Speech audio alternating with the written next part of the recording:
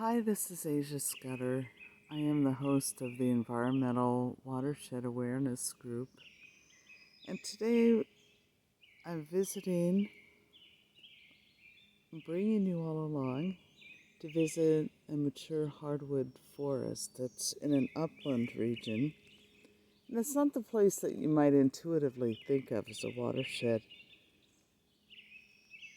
concern because, normally we're thinking about riversides or creek beds or pools that are collecting toxic materials that ultimately drain into our groundwater system or even out into the open ocean, multiplied times not one person, but hundreds of thousands of people who are using showers and flushing toilets and being users and consumers of water every day. So I wanted to enrich the conversation a bit by talking on the undulations of the soil in a natural environment. And up here in the hardwood forest, it's easy to see how there's a buildup of decaying material, root growth that's pushing upwards from underground, animals that are working the soil from beneath the ground as well, and then just a host of living organisms that are utilizing in a diverse way these micro pockets of topography or niche environments where there's more moisture.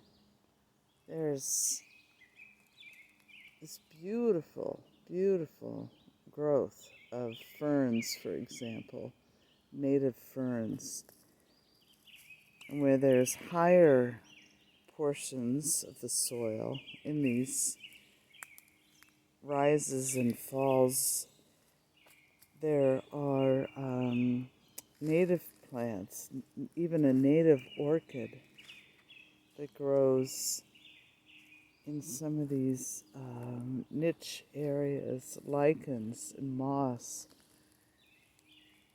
And all of these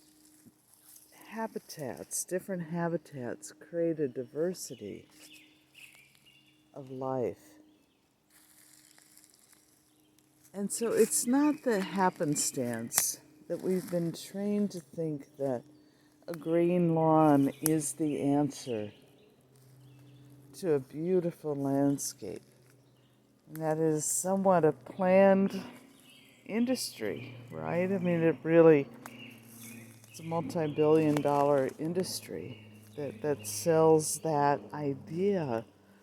But we're doing that at the cost of our own health, and not to mention the environment and animal life as a whole as well. And what we want to do is to nurture life on our earth, even if it's in small pivots, making different choices about what we use on our lawns. It can have a tremendous impact on our health, our children's health, and the health of the small beings that inhabit the earth with us.